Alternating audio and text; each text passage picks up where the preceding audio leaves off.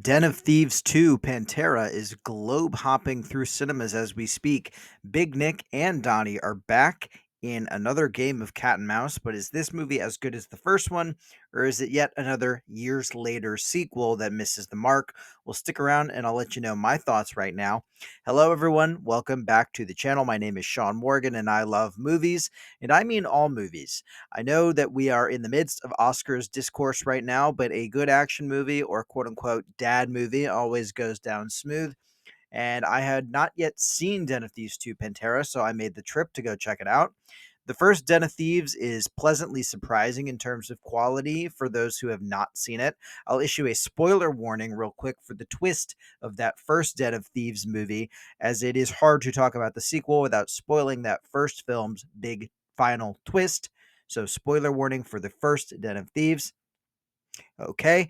The twist at the end of movie number one, where the unassuming Donnie character is actually a mastermind, that twist is pretty fun, as is the not twisty stuff in that movie.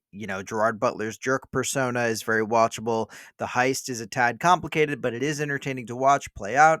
And the final action scene is a solid climax with the cops and robbers kind of weaving in and out of the big street full of traffic. Writer and director Christian Gudegast returns to write and direct this 2025 sequel, Den of Thieves 2 Pantera. The main creative returning was a good sign to me, but I was worried that this film might fail to recapture the energy of the first one. Sequels to movies with big twists sometimes set themselves up for failure by creating expectations of one upping their predecessors in terms of some sort of big final reveal. And Den of Thieves 2 Pantera does contain a twist that I will not spoil here. I think the film correctly operates as more of a cool heist planning and execution film than it does a like twisty thriller with tons and tons and tons of betrayals or anything like that. The twist in this particular movie is much easier to see coming compared to the first film, but it did not sour my enjoyment of the movie overall. I did enjoy this movie despite it not really recapturing certain grimy aspects of the first film. The movie follows Big Nick, played by Gerard Butler, as he hunts Donnie, played by O'Shea Jackson Jr., across various European locales, while Donnie and his new crew are mounting a heist of a large diamond exchange. This is not a spoiler since it is in the trailer, but Big Nick joins the team of heisters this time around. The film finds reasons for him to break bad, for lack of a better term, that again I won't go into detail on, but this decision is interesting and it makes Pantera a very different movie than its predecessor in many ways. A great deal of this film is watching the criminals put together in great detail their heist ahead of its execution. People may find that boring and they may expect more action throughout, but I find this leg of the film, the planning part of the movie, to remain pretty engaging, even though nobody is like kicking butts or taking names nonstop. Eventually, the last leg of the movie does follow the crew through their heist at the Diamond Exchange, the things that go wrong there, their escape, and the things that go wrong with the escape, various factions backstabbing one another at that point, etc. And that metaphorical fireworks factory feels earned by the time we get there because we have had so much buildup with the crew over the course of the 2.5 hour runtime.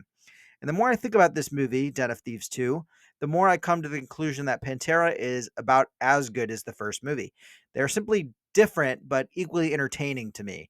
Much of the charm comes from Gerard Butler leaning into his strengths as an actor. His sort of grody and abrasive gear is very watchable, in my opinion. O'Shea Jackson Jr. is also doing well enough here, though, in the things that I've seen him in that I find him to be better in, those are comedies. I think he's better at comedy than he is at drama. I didn't love Cocaine Bear from 2023, but I thought he was funny in it. I think he is great in Ingrid Goes West from 2017. He's not bad here in Pantera, again, but Butler's personality definitely outshines O'Shea Jackson Jr. to a large degree. It's interesting to me that critics seem to be more into Den of Thieves 2 Pantera compared to the first movie. Maybe they're coming to it with a more open mind because of the first film achieving a sort of cult status. Maybe they think the European setting makes it less embarrassing to admit they like a kind of schlocky heist action flick. I don't really know. While I enjoy both films, I cannot truly say that I think one is wildly better than the other. Like I said, I think I like them about the same.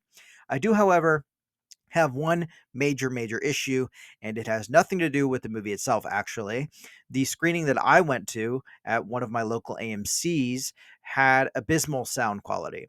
I know for a fact that it was not the mix on the movie itself. I know I've heard rumors here and there of, in the opening weekend, for example, the movie playing without subtitles for the characters that aren't speaking English. It was nothing like that. This was not an issue with the movie itself, I could tell, because most of the trailers ahead of my screening sounded perfectly fine. However, at around the time the Nicole Kidman advertisement was showing, one of the speakers in my theater went very quiet. It sounded almost waterlogged and muffled, and it made it so that the music tracks on everything that came afterwards were much quieter than the dialogue tracks. So this was absolutely painful to sit through. I have seen that Coca-Cola ad ahead of AMC movies a billion times, so I could tell just from how that sounded that something was not quite right. Luckily, like I said, dialogue of the film was not impacted, but I could tell that music in certain scenes was meant to be much louder. There is a scene, for example, where everyone at a party takes drugs and dances, and the issue with the speaker in my theater made it seem like the lamest, most dumb European rave ever. Like, everyone was dancing, but the music was like super duper like quiet compared to what you would expect at that kind of get down.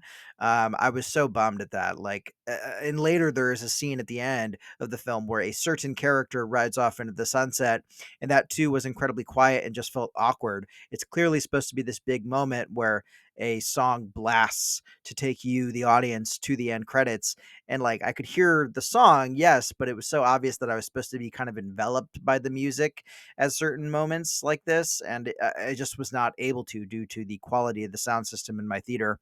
I politely said something to one of the employees after the fact, and they were able to fix the issue for the next screening of the night, which was good because I happened to be seeing Hard Truths the same exact night in that same exact auditorium.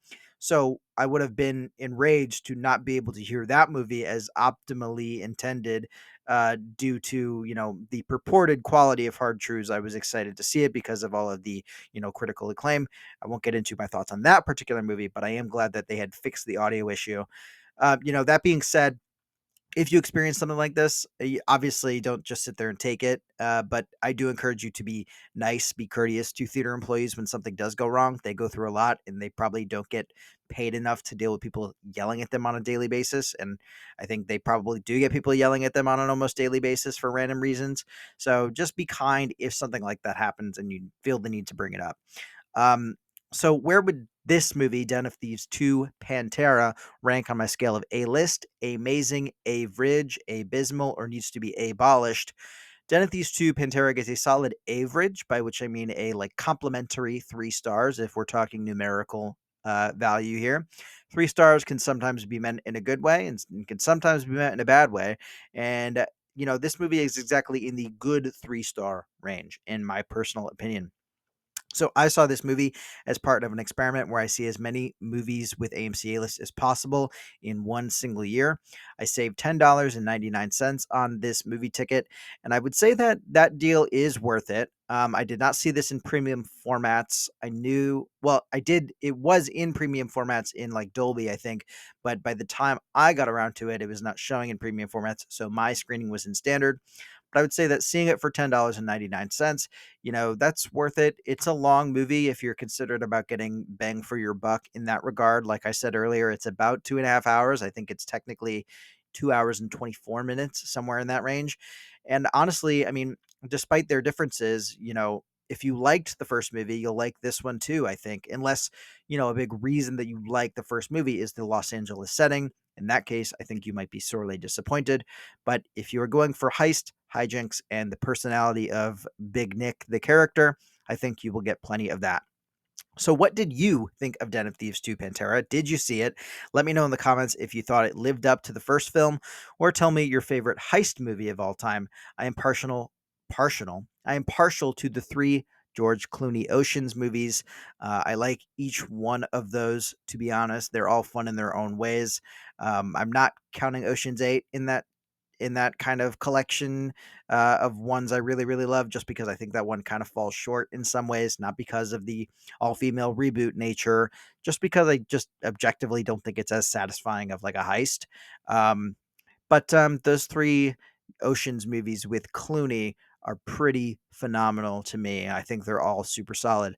Um, but I'm curious to hear what other people think. So let me know down below if you'd like. Feel free to like and subscribe to this channel to keep up to date with my thoughts on other theatrical releases. Stay safe. Until next time, bye.